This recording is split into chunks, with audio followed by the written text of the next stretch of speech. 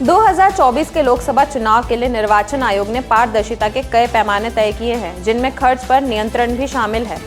चुनाव में एक प्रत्याशी के खर्च की लिमिट कितनी है, इसमें चाय बिस्किट से लेकर गुब्बारे और गाड़ी तक का हर ब्यौरा शामिल करना होता है। लेकिन क्या कभी आपने सोचा है कुल कितना निर्वाचन आयोग का हर कैंडिडेट पर खर्चा आता होगा? इसी के साथ हम आपको बताएंगे कौन होते हैं स्टार प्रचारक और स्टार प्रचारकों की आवश्यकता चुनाव के दौरान क्यों होती है। हमारी आज की रिपोर्ट भी इसी विषय पर है। नमस्कार, मैं यशस्वी जोशी स्वागत करती हूं आपका यूबी मीडिया की पेशकश सियासत नगरी में, जहां हम आपके लिए लेकर आते हैं सियासत के गलियारों की वो खबरें जिनसे आप अनजान हैं। साल 2024 की लोकसभा चुनाव की तारीख और फेज का ऐलान हो चुका है। किसी भी चुनाव में हर तरीके की नीति का प्रयोग किया जाता है। चुनाव के लिए निर्वाचन आयोग ने पारदर्शिता के कई पैमाने तय किए हैं, जिनमें खर्च पर नियंत्रण भी शामिल है। किसी चुनाव में निर्वाचन आयोग की तरफ से प्रदेश की आबादी और मतदाताओं की संख्या के हिसाब से राज्यवार चुनाव खर्च की सीमा फिक्स की जाती है।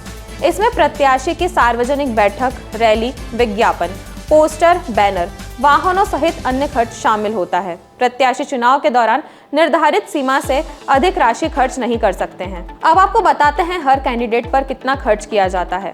लोकसभा चुनाव में होने वाले चुनावी खर्च की लिमिट बीते 2 दशक के दौरान करीब 4 गुना तक बढ़ गई है। वहीं विभिन्न राजनीतिक दलों के प्रत्याशी 5 से 6 गुना तक खर्च कर रहे हैं। अब इस बार 2024 के लोकसभा चुनाव में प्रत्येक प्रत्याशियों को 95 लाख रुपए तक खर्च करने की छूट दी गई है। हालांकि राजनीतिक दलों को इस सीमा से छूट है, अलग अकाउंट का इस्तेमाल किया जाता है। आयोग की ओर से नियम 90 में बदलाव किया गया था, जिसके बाद विधानसभा और लोकसभा चुनाव के उम्मीदवार के चुनावी खर्चे की सीमा में बढ़ोतरी की गई थी। चुनाव आयोग के नियमों के अनुसार उम्मीदवार को चुनावी खर्च करने के लिए एक अकाउंट खुलवाना होता है, जिसके माध्यम से ही उम्मीदवारों को खर्चा भी करना होता है। वहीं 20,000 से ज्यादा के खर्च का भुगतान चेक आदि के माध्यम से करना होता है। सभी उम्मीदवारों को रोजाना के खर्च के लिए एक डायरी मेंटेन करना होती है, जिसमें हर एक खर्चे का ब्यौरा होता है। इसमें चुनावी प्रचार के लिए किया गया छोटे से छोटा खर्चा भी शामिल होता है। ग्रामीण और शहरी इलाकों में किराए के कार्यालयों के लिए मासिक किराया 5,000 और 10,000 रुपए तक तय किया गया है।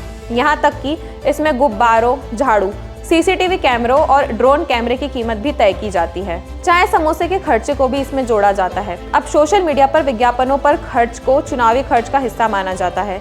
मीडिया रिपोर्ट के अनुसार एक कप चाय की कीमत 8 रुपए और समोसे की कीमत 10 रुपए तक की गई है। बर्फी 200 रुपए प्रति किलो, बिस्किट 150 रुपए प्रति किलो, एक ब्रेड पकौड़ा 10 रुपए का, एक सैंडविच 15 रुपए और जलेबी 140 रुपए प्रति किलो का रेट तय किया गया है। इसके साथ ही कार, बस और ऑटो जैसे वाहनों को किराए पर लेने का रेट प्रतिदिन 750 और 3,000 रुपए के बीच होना चाहिए। मशहूर गायकों के लिए फीस 2 लाख रुपए या फिर असली बिल तय किया गया है। वहीं लोकल गायकों के लिए इसे 30,000 या फिर असली बिल तय है।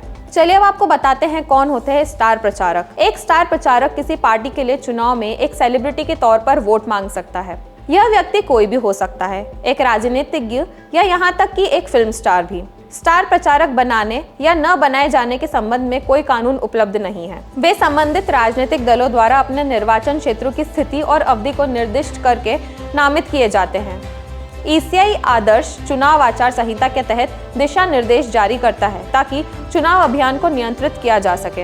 एक गैर मान्यता प्राप्त राजनीतिक दल अधिकतम 20 स्टार प्रचारकों को नामित कर सकता है। लोकसभा और विधानसभा चुनाव में चुनाव खर्च की अधिकतम सीमा अलग अलग राज्यों में अलग अलग होती है। भारत के बड़े राज्यों को छोटे राज्यों की तुलना में अधिक खर्च करने की अनुमति है। लोकसभा चुनाव में एक उम्मीदवार 70 लाख रुपए तक खर्च कर सकता है। बड़े भारतीय राज्यों में विधानसभा चुनाव में खर्च सीमा 28 लाख रुपए है, जबकि छोटे राज्यों के लिए यह सीमा 20 लाख रुपए तय की गई है। तो यह थी हमारी आज की एक खास रिपोर्ट। और आपको हमारे कार्यक्रम कैसा लगा, अपने विचार हमसे जरूर साझा करें। वीडियो पसंद आए तो इसे लाइक और शेयर करें, साथ ही चैनल को सब्सक्राइब जरूर करें। सियासत नगरी आपके लिए लाता रहेगा ऐसी ही सियासती खबरें। तब तक के लिए धन्यवाद।